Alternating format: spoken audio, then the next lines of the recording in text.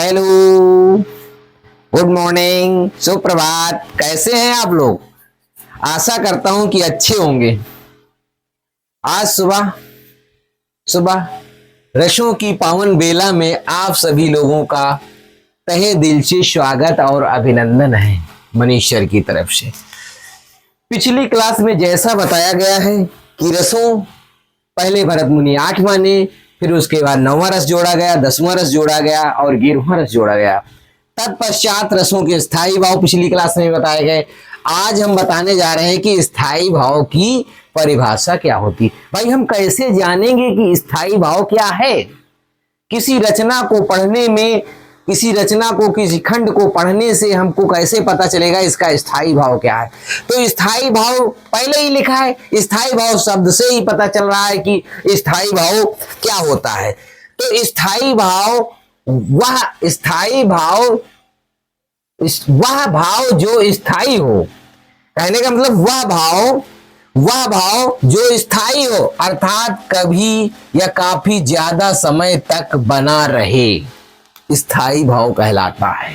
कहने का मतलब जो हमारे अंदर भाव उत्पन्न हो, किसी रचना को पढ़ने में, किसी गद्य खंड को पढ़ने में, किसी चीज को पढ़ने में जो हमारे अंदर भाव उत्पन्न हो और वो काफी ज्यादा समय तक बना रहे।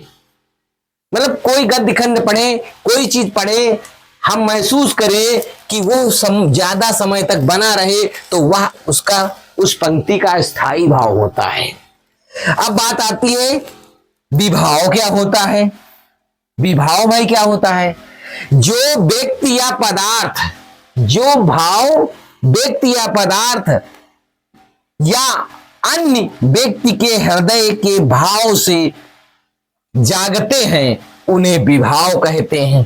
कहने का मतलब है जो भाव हमारे अंदर में है नहीं, हम कोई व्यक्ति है उसके अंदर से जो भाव जागते हैं वो विभाव कहलाते हैं। जैसे कि कोई व्यक्ति, कॉमन सी चीज है कि कोई व्यक्ति सो रहा हो, कोई व्यक्ति अगर सो रहा है तो जाकर हम उसको जगा देंगे। जब हम उसको जगाएंगे तो जगाने पर जो उसके अंदर भाव उत्पन्न होगा वही तो विभाव होगा।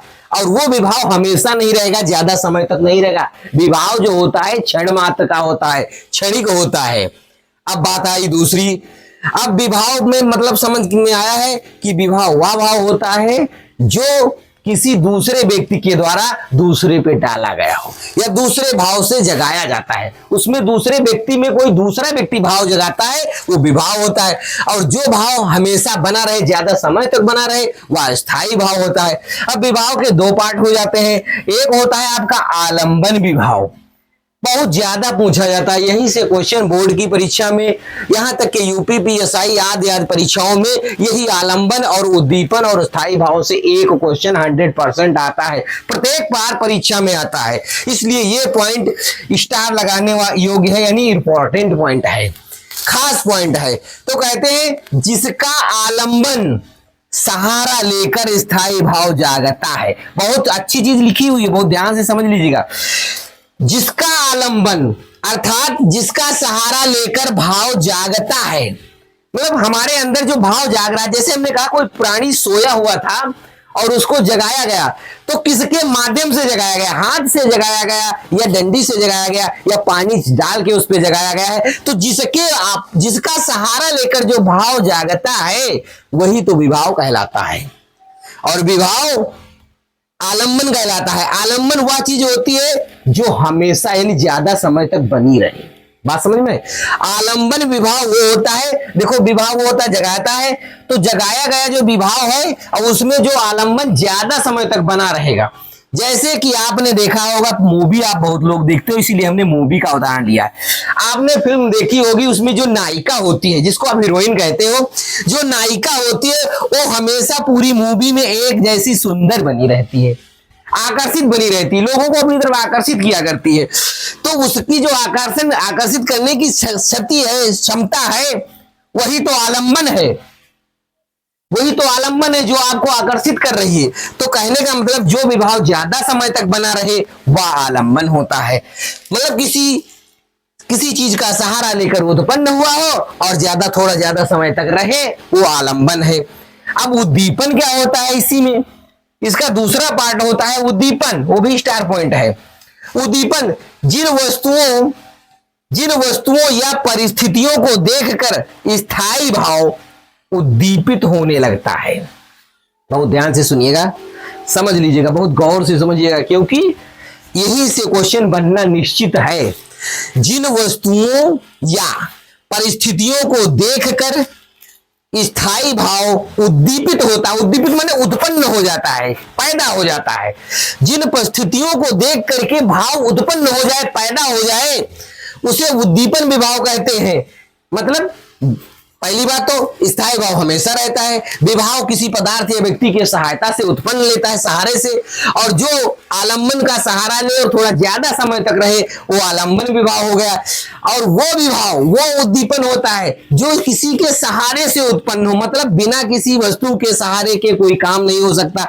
जैसे कि आपने प्रकृति का सुहाना दृश्य देखा, आपने देखा कि बहुत सुंदर सुंदर दृश्य देखा प्रकृति का, और आपके अंदर एक भाव उत्पन्न हो गया, और वो भाव क्षणिक होगा, मतलब कम समय का होगा, क्षण मात्र के लिए होगा, और वो होगा आपका उद्दीपन।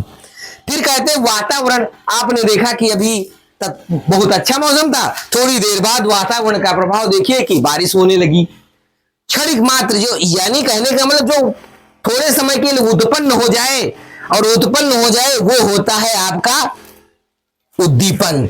और आप चांदनी रात को देखिए, चांदनी रात में आप बहुत अच्छा एग्जाम्पल है आपका चांदनी रात वाला।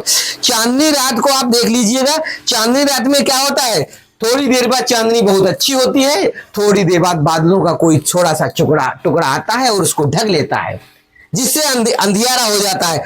तो जो क्षणिक होता है, जो क्षणिक उत्पन्न हो, जो किसी वस्तु या परिस्थिति को देख करके ऐसी कोई परिस्थिति उत्पन्न हो जाए थोड़ी देर के लिए और वो उत्पन्न हो जाए, तो वो होता है उद्दीपन। पहली बात स्थायी भाव जो हमेशा वैसा ही बने रहा, जिनकी संख्या 11।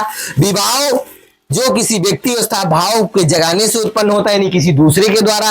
कहने का मतलब जिसका आलंबन या सहारा लेकर भाव जागृत होता है उसे आलंबन विभाव कहते हैं। जैसे कि मूवी आप लोग बहुत देते हैं, इसलिए हमने मूवी का उदाहरण दे दिया, क्योंकि पिक्चर में हीरोइन जो होती है वो सुंदर सज धज के आती है, उसका जो भाव होता है वो लगभग मूवी में वैसा ही रहता है।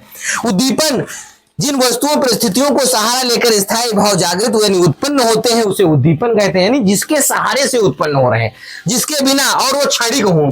जैसे आप प्रकृति का सौंदर्य देख लीजिए, और बहुत सारे एग्जाम्पल हैं आपके पास, चांदनी है और एग्जाम्पल आप ढूंढ सकते हैं।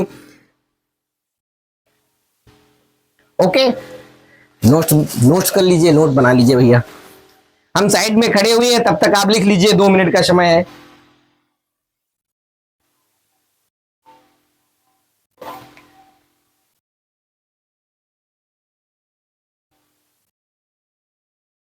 ओके क्लास, सुनिएगा, पहले एक बार और बता रहे हैं कि जो रसों में स्थायी भाव विभाव आज मैंने बता दिया। अब अगली क्लास में आपको बताएंगे अनुभाव और संचारी भाव। अनुभाव क्या होते हैं? अनुभाव के 4 पार्ट होते हैं, और संचारी भाव कितने होते हैं? 33 होते हैं। उन 4 पार्टों में से एक पार्ट इंपॉर्टेंट आता है, जरूर परीक्षा में पूछा जाता है, इसलिए अगली कल क्लास में। और आज की class, thank you, bye bye.